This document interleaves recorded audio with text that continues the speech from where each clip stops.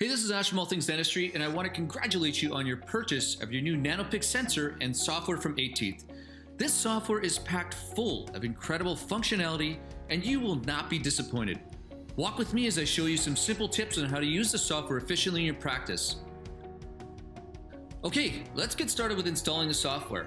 After connecting the USB key, you can go ahead and click the installation application. You know, this program is super small, and honestly, it's as simple as 1, 2, 3 to install it by yourself. You know, the installation takes only about 3 minutes, and then we're ready to rock. All right, and now we're done. Okay, so here we are. We're into the software. You made it. It's such a great, simple, effective software to use. So let's just go ahead. I want to walk you through a couple things. Under File, this is how we close the software. Under Tools, this is how we set the environment.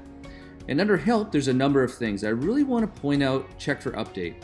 It's free to all users. You know, new functions and new features are added by Eighteeth from time to time, and the user only needs to connect to the internet to update the software, and it's always free.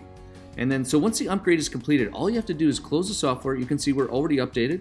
Close the software and open again. You know, I really love this feature because no other software I've used actually offers this. And if they do it, they'll usually do it once, and then the rest of the updates are actually fairly expensive. So let's go ahead and take a look at setting up our settings. There's a few things in here we can take a look at. You know, you can set your language, clinic information. You can see there's my information.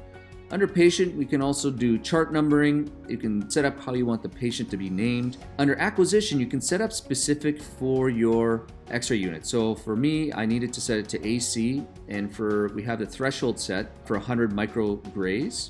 In the viewer, there's a whole bunch of different tools that you can use.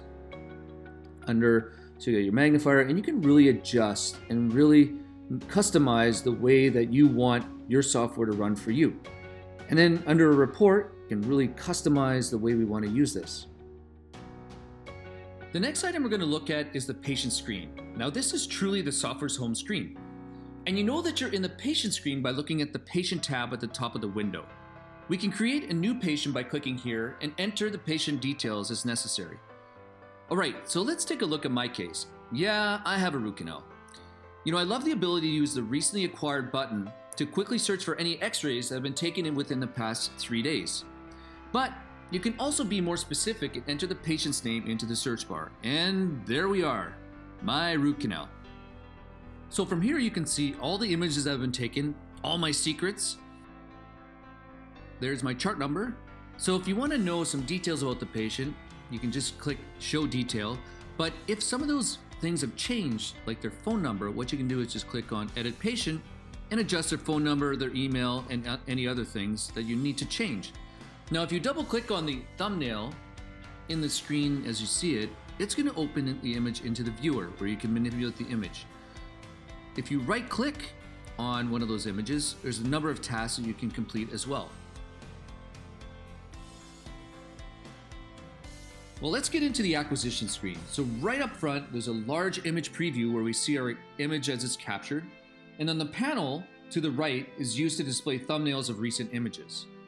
Now, we can either use our intraoral sensor or import previous radiographs. We can set up our teeth to be an adult or child. As you can see here, it changes it.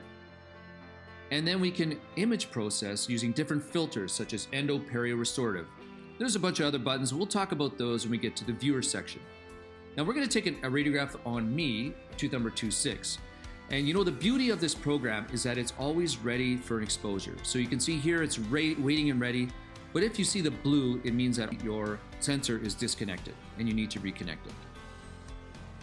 Let's connect up our sensor and take an x-ray on a patient. That'll be me.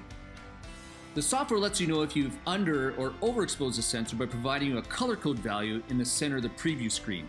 And of course, I cone cut the palatal root, so I had to take another one. And the average value is indicating green, so that means that we have the correct setting for the sensor. And all images captured are automatically saved to the database, so you don't have to worry about losing an image.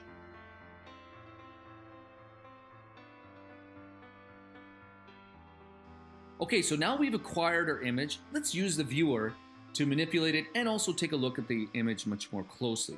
So I've got it set for 2x1, but you can totally change it to however images you want. We'll set it to 1 by 1. Now let's take a look at the different filters. Endo, but then there's a perio, and we have a restorative filter. I'm going to set that back to endo. Now I haven't really gotten used to using the smart contrast, but I can tell you the smart sharpen, I love it. As you press it, it increases the sharpness of the image. And for you Facebook posters, you can use your inverse as well to post on Facebook. I'm just kidding. So some of the colorized options are available there, and of course using the brightness and contrast allows you to manipulate the different densities in the image. So I'm going to set that back to normal. So let's take a look above the image of some of the tools that are available. So we can rotate the image, we can flip it vertically and horizontally, we can pan the image around, and I'm going to use another image just to compare. So I double click on the window on the right, and then I double click on one of the thumbnails, and boom, up comes the image. So there's a zoom button, but honestly I just use a 2-finger zoom on my trackpad. I'm going to reset that with the little reset button. You can measure, you can check angles. Look at this MB canal. We're going to check the angle there. I'm going to reset, remove those overlays. And I forgot to mention, if you double click on the image, it blows it up to full screen. So if you're talking with your patient, it's really easy to get to a full screen. I'm going to use this drawing pencil just to trace out the PDL on this healthy root. Now this root canal is about 5 years old. So yes, they do work. And if you want to remove that drawing, you just click clear overlays. You can place a rectangle, ellipse, drawing. And one of the other tools you can use is just placing notes. So place a memo onto the image just to place some notes. I'm going to put in, we're going to follow up in 6 months. So we can clear that off or leave it. We can take an image and send that JPEG, email it or save it. And then finally we can place a grid. Now, don't forget, you can, any of the images in the panel on the right, you can double click and up they come. In the report screen, we can create reports and automatically import our radiographs into that document. There are 3 different templates to choose from, and I can customize the reports according to my needs. Okay, so let's take a look at some of the functions. This is template A. It has an image on top and a text box below. And then template B has 2 images and a text box below. And then template C has 2 text boxes up top and an image below. I really like using template B. So it's really simple to use. I'm going to click on the box where the image is. I'm going to double click on the radiograph I want to put in there, and that's it. I'm going to cut and paste some text that I've already typed up, and voila, my report is done. So from here, I can save the report so I can access it down the road. I can also add a page to it. I can delete a page, and I can add an image box and a text box and customize the report to the way I need it. Let's load up another report that I've modified, and here you can see I have 3 image boxes, and it was really simple to do this. And that's how simple it is to use the report screen. I hope you found this tutorial helpful, and good luck.